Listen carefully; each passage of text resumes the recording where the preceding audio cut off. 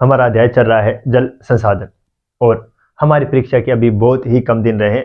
आप अच्छी सी तैयारी करो और लगातार तैयारी में अगर लगे रहोगे तो आप अच्छे मार्क्स प्राप्त कर सकते हैं। आज का हमारा अध्याय है जल संसाधन है, इसके बारे में पहले हमने पढ़ लिया है और अब हम आगे का जो अध्याय में बाकी पार्ट है वो आज हम पढ़ेंगे।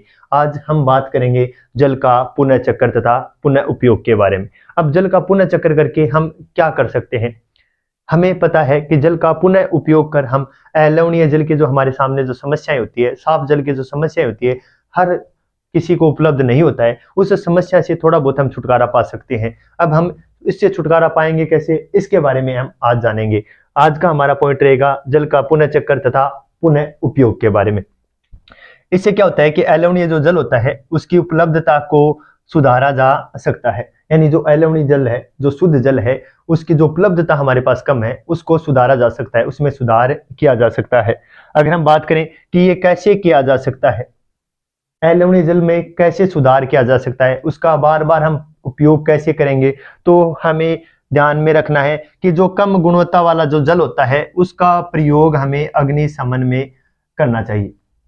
कम गुणवत्ता वाले जल का प्रयोग अग्निशमन में और नगरीय क्षेत्रों में स्नान और बर्तन धोने के जो शुद्ध जल काम में लिया जाता है, नगरीय क्षेत्रों में स्नान में, बर्तन धोने में और वाहनों को धोने में जो शुद्ध जल काम में लिया जाता है उसका उपयोग फिर स्नान के बाद, बर्तन धोने के बाद और वाहनों को धोने के बाद उस पानी को वेस्ट नहीं करना चाहिए। उसका उपयोग हमें बागवानी में करना चाहिए ताकि बागवानी में जो शुद्ध जल जा रहा है उसको बचाया जा सके। ये जल है जो स्नान में, बर्तन धोने में जो जल काम में आ रहा है, वाहनों को धोने में जो जल काम में आ रहा है, उसका उपयोग हम बागवानी में कर देंगे और बागवानी में जो शुद्ध जल जा रहा है उसे हम सिंचित कर सकते हैं, बचाकर रख सकते हैं। तो हमें ध्यान रखना है कि जल का पुनः चक्र उपयोग क्या काम आता है कि जल, जो शुद्ध जल है या जो अलवणीय जल है, उसकी उपलब्धता को सुधारा जा सकता है जल के पुनः उपयोग से या पुनः चक्र से। हमें करना क्या है? हमें करना है कम गुणवत्ता वाले जल का उपयोग है अग्निशमन में करना है। नगरीय क्षेत्रों में स्नान, बर्तन धोने और वाहन को धोने में जो प्रयुक्त जल होता है, शुद्ध जल जो काम में लिया जाता है, उसको फिर हमें बागवानी में सप्लाई कर देना चाहिए ताकि जो बागवानी में शुद्ध जल जा रहा है उसको हम बचा सके। ये काम हमें करना है। जल संभर प्रबंधन। जल संभर प्रबंधन का अर्थ होता है धरातलीय और भौम जल का दक्ष प्रबंधन। जल संभर का अर्थ ही होता है जो धरातल के ऊपर जल है, जो भूमि के अंदर जल है, उसका दक्ष प्रबंध, उचित प्रबंध करना ही इसका मुख्य उद्देश्य है। इसके अंतर्गत बहते जल को रोकना और विभिन्न विधियों जैसे अंतःस्रवण, तालाब, पुनर्भरण कुओं आदि द्वारा भौम जल का संचयन और पुनर्भरण शामिल होता है। यानी जल संभर का अर्थ होता है बहते जल को रोकना। जल संभर का मुख्य उद्देश्य यही है, जल संभर का मुख्य उद्देश्य है कि जल का दक्ष प्रबंध हो, भौम जल और धरातलीय जल का दक्ष प्रबंध हो। ये जल संभर का मुख्य उद्देश्य है। इसमें क्या किया जाता है कि जो धरातल के ऊपर बहता जो शुद्ध जल है उसका उचित प्रबंध किया जाता है और जो जमीन के अंदर भौम जल है उसे सुधारा जाए, क्योंकि ऊपर जो बहता जल है उसको श्रवण, अंतःस्रवण, तालाब के द्वारा जमीन के अंदर पहुंचाया जाए, स्टोर किया जाए ताकि जमीन के अंदर जो जल है उसकी मात्रा में थोड़ी वृद्धि हो जाए और आने वाले भविष्य में हमारे सामने संकट कोई भी पैदा ना हो। जल संभर प्रबंधन का मुख्य उद्देश्य अगर मैं बात करूं तो जो प्राकृतिक संसाधन होते हैं और जो हमारा समाज होता है उनके बीच संतुलन लाना होता है। जल संभर प्रबंधन का मुख्य उद्देश्य प्राकृतिक संसाधन और समाज दोनों के बीच संतुलन लाना जल संभर प्रबंधन का मुख्य उद्देश्य होता है। जल संभर की व्यवस्था की सफलता अगर मैं बताऊं, सफलता की बात करें तो वो संप्रदाय के सहयोग पर निर्भर करती है। सरकार कुछ भी प्रयास कर ले, कुछ नहीं हो सकता जब तक कि हम सरकार का सहयोग नहीं करेंगे। यानी प्रत्येक संप्रदाय के सहयोग से ही जल संभर की व्यवस्था है वो उसकी सफलता निर्भर करती है, संप्रदाय के सहयोग पर ही निर्भर करती है। जल संभर कार्यक्रम की अगर हम बात करें ना तो केंद्र सरकार के द्वारा एक कार्यक्रम संचालित होता है हरियाली केंद्र सरकार के द्वारा संचालित कार्यक्रम है और इसका उद्देश्य क्या है? हरियाली का उद्देश्य, इसका उद्देश्य है ग्रामीण जो जनसंख्या है उसे पीने, सिंचाई, मत्स्य पालन और वन रोपण के लिए, जल संरक्षण के लिए योग्य बनाना। किसके लिए? पीने के लिए, सिंचाई के लिए, मत्स्य पालन के लिए और वन रोपण के लिए जो जल संरक्षण है उसके योग्य बनाना इसका मुख्य उद्देश्य है। अगर बात करें नीरू और मेरू कार्यक्रम की, तो नीरू का अर्थ होता है जल और मेरू का अर्थ होता है आप। इस नाम से ही हमें पता है इसमें जल को बचाया जा सकता है। इस नाम से ही पता चलता है कि जल के बिना हमारा अपना कोई भविष्य नहीं है, मनुष्य का कोई अस्तित्व नहीं, जल नहीं तो कल नहीं। ये कार्यक्रम है नीरू मेरू कार्यक्रम, जो आंध्र प्रदेश में चलाया जा रहा है। नीरू मेरू कार्यक्रम, नीरू का अर्थ होता है जल और मेरू का अर्थ होता है आप। आंध्र प्रदेश में ये चलाया जा रहा है। अरवारी पानी कार्यक्रम की अगर मैं बात करूं, अरवारी पानी संसद की, तो ये हमारे अलवर जिले में, राजस्थान के अलवर जिले में ये कार्यक्रम संचालित किया जा रहा है। और इसमें लोगों के सहयोग से विभिन्न जल संग्रहण संरचनाएं हैं वो बनाई जा रही है। लोगों के सहयोग से विभिन्न जल संग्रहण संरचनाएं, जैसे जोहड़ का निर्माण कर दिया, रोक बांध बना दिए, ये लोगों के सहयोग से ये कार्यक्रम संचालित हो रहा है अलवर में। जोहड़ का निर्माण लोगों के सहयोग से किया जा रहा है और रोक बांध बनाए जा रहे हैं। ये अरवारी पानी संसद कार्यक्रम है, अलवर राजस्थान में संचालित किया जा रहा है। अगर हम बात करें तमिलनाडु की, तमिलनाडु ने ऐसी योजना बनाई है, जल संग्रहण संरचना एक अनिवार्य कर दिया है प्रत्येक घर में। अगर आप नया घर बना रहे हैं तो आपको जल संग्रहण की संरचना आवश्यक बनानी पड़ेगी। तमिलनाडु सरकार का बहुत ही अच्छा कदम है। क्योंकि इससे हम जो वर्षा का पानी है उसे स्टोर कर सकते हैं, उसे बचा कर रख सकते हैं और इससे अलवणीय जल की मात्रा है वो उसमें वृद्धि हो सकती है। तो ये कार्यक्रम है वो तमिलनाडु में। कार्यक्रम के बारे में याद रखना है, हरियाली कार्यक्रम केंद्र सरकार के द्वारा मुख्य उद्देश्य पीने, सिंचाई, मत्स्य पालन और वन रोपण के लिए जो जल संरक्षण है उसके योग्य बनाना ग्रामीण लोगों को। नीरू मेरू कार्यक्रम आंध्र प्रदेश में संचालित किया जा रहा है। अरवारी कार्यक्रम है वो अलवर राजस्थान में अरवारी पानी संसद कार्यक्रम संचालित किया जा रहा है और इसमें लोगों के सहयोग से विभिन्न संरचनाएं बनाई जा रही है, जैसे जोड़ का निर्माण कर दिया और रोक बांध बना दिए। ये काम लोगों के सहयोग से किया जा रहा है। अगर सभी लोग सचेत हो जाएं तो आने वाले समय में हमें शुद्ध जल के लिए लड़ना नहीं पड़ेगा, शुद्ध जल के लिए तरसना नहीं पड़ेगा। वर्तमान में हमारे सामने सबसे बड़ी समस्या है अलवणीय जल की सबसे बड़ी कमी है। लवणीय जल तो बहुत ही ज्यादा हमारे पास उपलब्ध है, पृथ्वी पर बहुत ज्यादा है, लेकिन अलवणीय जल हमारे पास नहीं है। इसलिए जो अलवणीय जल हमारे पास उपलब्ध है उसे ही हमें बचा के रखना है। भौम जल और धरातलीय जल का दोनों का उचित प्रबंध करना है ताकि इसका अनियमित उपयोग से हमारे सामने आगे कोई समस्या है वो विकराल रूप ना ले ले। तो अब हमारा पॉइंट रहेगा वर्षा जल संग्रहण के बारे में। वर्षा जल संग्रहण, वर्षा जल संग्रहण के क्या क्या फायदे हैं इसके बारे में। इसके द्वारा हम पानी की प्रत्येक बूंद, वर्षा की प्रत्येक बूंद को एकत्रित कर सकते हैं और भूमिगत जल जो स्रोत जल में वृद्धि कर सकते हैं। अब देखें वर्षा जल संग्रहण की विधियां। वर्षा जल संग्रहण इकट्ठा करने के क्या क्या फायदे हैं। अगर मैं एक नंबर बात करूं, वर्षा जल संग्रहण पानी की उपलब्धता को बढ़ाता है, पानी की उपलब्धता को बढ़ाता है। यानी एक तो फायदा ये रहेगा हमारे सामने कि जो हमारे पास पानी है उसमें इजाफा हो जाएगा, उसकी उपलब्धता ज्यादा हो जाएगी, यानी पानी की उपलब्धता को ये। 2 नंबर रहेगा भूमिगत जल, भूमिगत जल को नीचा होने से बचाता है।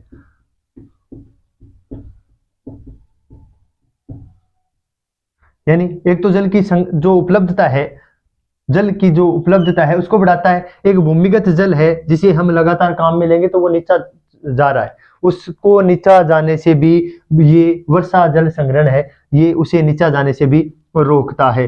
तीसरा फायदा अगर मैं देखूं वर्षा जल संग्रहण का, फ्लोराइड व नाइट्रेस जैसे संदूषकों को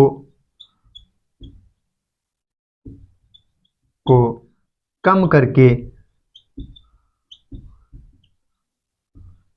भूमिगत जल की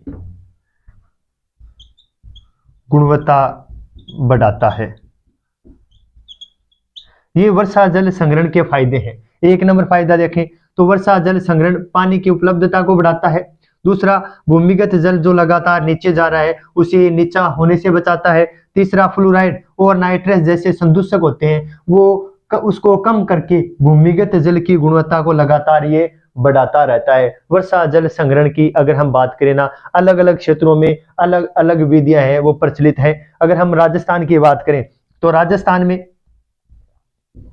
जोहड़ वर्षा जल संग्रहण की विधियां हैं। टांका जिसे हम पश्चिमी राजस्थान में अलग अलग नामों से जानते हैं, और वर्षा जल संग्रहण की सबसे ज्यादा विधि यही काम में आती है।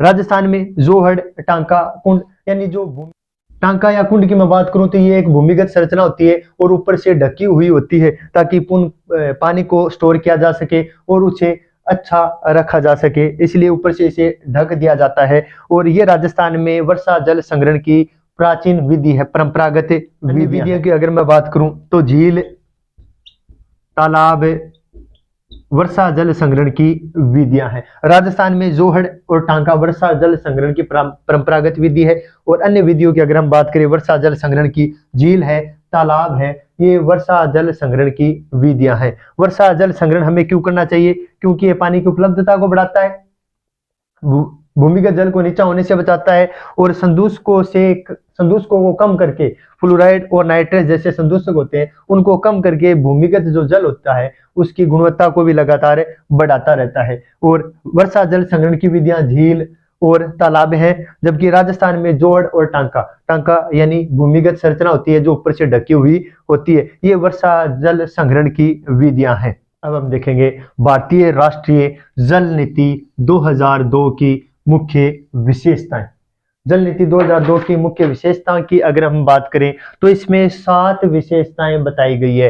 भारतीय राष्ट्रीय जल नीति 2002 की मुख्य विशेषता है 7। 1 नंबर विशेषता, जहां पेयजल का कोई स्रोत नहीं है वहां सिंचाई व बहुउद्देशीय परियोजना में पानी को, पीने का जो पानी होता है उसको जल घटक के रूप में शामिल करना पहला उद्देश्य।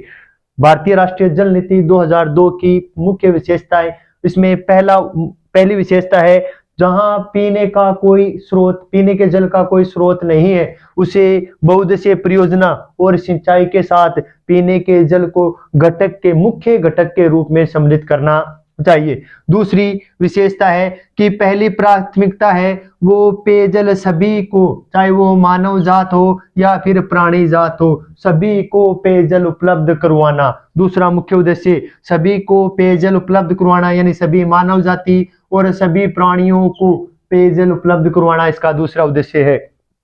तीसरा उद्देश्य है भौम जल के शोषण को सीमित करना, यानी जो भौम जल का शोषण कर रहे हैं उसे सीमित करना तथा नियमित करने के लिए और उपाय खोजना, यानी जितना हो गया उतना तो शोषण हो गया लेकिन अब उसे बचा के रखना है। भौम जल के जो शोषण है उसे सीमित करना है और उसके नियमित करने के लिए जो उपाय किए जाएं वो उपाय भी करना है, ये तीसरी विशेषता है। चौथी विशेषता, सतह और भौम जल की गुणवत्ता की नियमित जांच होनी चाहिए, यानी भौम जल है और सतही जो जल है उसकी गुणवत्ता की नियमित जांच हो और जल की गुणवत्ता सुधारने के लिए एक चरणबद्ध लगातार तरीके से कार्यक्रम संचालित करना, ये उसका चौथा उद्देश्य या चौथी विशेषता है। यानी सतह और भौम जल की गुणवत्ता की नियमित जांच की जाए और उसकी गुणवत्ता सुधारने के लिए एक चरणबद्ध कार्यक्रम सरकार को संचालित करना है। पांचवी विशेषता अगर हम देखें तो जल की सभी विविध प्रयोगों में कार्य क्षमता सुधारनी चाहिए, यानी जो जल का विविध तरह से उपयोग हो रहा है उसकी कार्य क्षमता को सुधारना है। छठी विशेषता है जल के लिए जागरूकता विकसित करना, यानी प्रत्येक नागरिक को जागरूक करना है ताकि जल का सीमित उपयोग हो और जल को बचाया जा सके।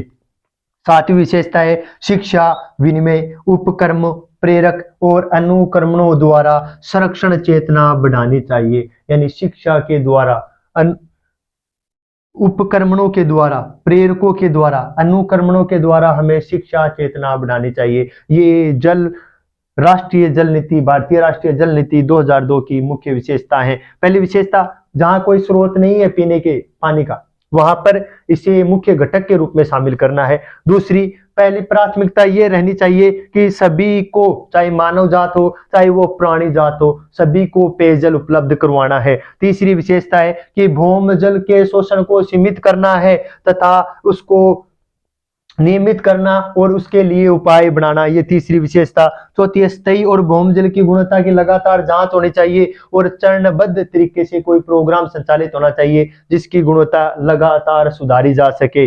पांचवी है, जल की सभी विविध प्रयोगों में कार्य क्षमता सुधारनी चाहिए। और छठी है, जल के लिए जागरूकता विकसित करना चाहिए सभी में। और सातवीं है, शिक्षा विनिमय उपकरणों, प्रेरकों और अनुकरणों के द्वारा चेतना बढ़ानी है, यानी द्वारा जल संरक्षण की चेतना सभी में बढ़ानी है। ये विशेषताएं हैं और याद भी रखनी है, क्योंकि इस पाठ से एक 3 नंबर का या फिर 4 नंबर का एक प्रश्न आएगा, वो यहीं से पूछा जाएगा। हमें अच्छी तरह से ये विशेषताएं याद रखनी है। अब हमारा लास्ट पॉइंट है आज का, वो और हम पढ़ेंगे। अब हमारा लास्ट पॉइंट बचा है जल क्रांति अभियान 2015-16। जल क्रांति अभियान 2015-16। जल क्रांति अभियान 2015-16। अब देखो, जल क्रांति, क्रांति नाम क्यों दिया गया? अगर हम बात करें, जल एक चक्रीय संसाधन है, चक्रीय संसाधन। जल एक चक्रीय संसाधन है, लेकिन क्या है, ये सीमित है, इसकी उपलब्धता सीमित है। जल एक चक्रीय संसाधन है लेकिन इसकी उपलब्धता सीमित है। और जैसे जैसे जनसंख्या जैसे जैसे जनसंख्या बढ़ती जाएगी, इसकी मांग भी, जल की मांग भी बढ़ती जाएगी। जल एक चक्रीय संसाधन है लेकिन इसकी उपलब्धता सीमित है। जैसे जैसे जनसंख्या बढ़ती जाएगी, जल की मांग भी बढ़ती जाएगी और विश्व में तनाव पैदा होगा। विश्व में तनाव पैदा होगा। भारत में तो होना ही है, भारत में तो होना ही है। क्यों? क्योंकि भारत की जनसंख्या वृद्धि दर है वो बहुत ही तेज है। जनसंख्या वृद्धि ज्यादा है, तीव्र है। भारत की जनसंख्या वृद्धि है वो बहुत ही ज्यादा है और भारत में भी तनाव पैदा होगा जल के बारे में। विश्व में तनाव पैदा होगा और भारत में तो ये होना ही है, क्योंकि भारत की वृद्धि दर है वो बहुत ही ज्यादा है। जनसंख्या वृद्धि ज्यादा है और जनसंख्या वृद्धि ज्यादा होने के साथ साथ जल की मांग भी भारत में ज्यादा है। जल की मांग भी भारत में ज्यादा होगी। देखिए, जल एक चक्रीय संसाधन है लेकिन इसकी उपलब्धता सीमित है। इसकी उपलब्धता हमारे पास ज्यादा नहीं है, सीमित जल है। जनसंख्या बढ़ती जाएगी वैसे वैसे जल की मांग भी बढ़ती जाएगी और विश्व में तनाव की स्थिति पैदा हो जाएगी। भारत में जनसंख्या वृद्धि बहुत ही ज्यादा है। जनसंख्या वृद्धि यानी बहुत ज्यादा जनसंख्या भारत में निवास करती है और जितनी ज्यादा जनसंख्या होगी पानी की मांग भी उतनी ज्यादा ही बढ़ती जाएगी। इसी को देखते हुए 2015-16 में भारत सरकार ने जल क्रांति अभियान शुरू किया। जल क्रांति अभियान 2015-16 में शुरू किया। इसका मुख्य उद्देश्य जल क्रांति अभियान का मुख्य उद्देश्य है प्रति व्यक्ति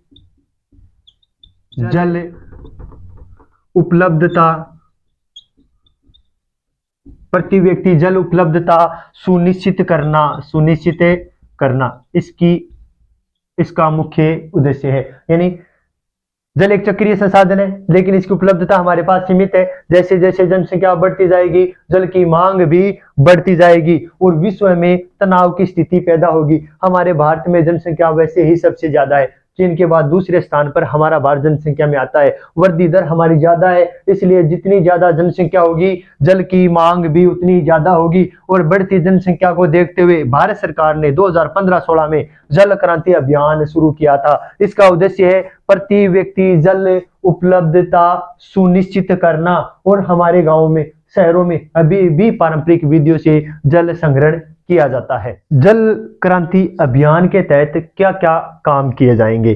तो इसमें एक नंबर काम होगा जल ग्राम की स्थापना करना, यानी जल ग्राम की स्थापना करना, जहां जल ग्राम की स्थापना करना और देश के 672 जिलों में प्रत्येक जिले से एक गांव का चयन किया जाएगा जहां जल की कमी है, जहां जल की कमी है उस गांव का चयन किया जाएगा और ये इसका पहला उद्देश्य है। यानी जल ग्राम की स्थापना करना, 672 जिलों में प्रत्येक जिले से एक ग्राम का चयन किया जाएगा और उसी ग्राम का चयन होगा जहां जल की कमी है। दूसरा उद्देश्य मॉडल कमांड क्षेत्र बनाना, मॉडल कमांड क्षेत्र बनाना। दूसरा उद्देश्य रहेगा मॉडल कमांड क्षेत्र बनाना। तीसरा उद्देश्य प्रदूषण को कम करना, तीसरा उद्देश्य रहेगा प्रदूषण को कम करना, तीसरा उद्देश्य रहेगा प्रदूषण को कम करना। पहला है जल ग्राम की स्थापना करना, यानी देश के 672 जिलों में प्रत्येक जिले से एक गांव का चयन किया जाएगा जहां जल की कमी है और इसे जल ग्राम के रूप में विकसित किया जाएगा। दूसरा है मॉडल कमांड क्षेत्र बनाया जाएगा। तीसरा है प्रदूषण को कम करने के उपाय, प्रदूषण को कम करना। और चौथा है लोगों में जागरूकता पैदा करना, लोगों में जागरूकता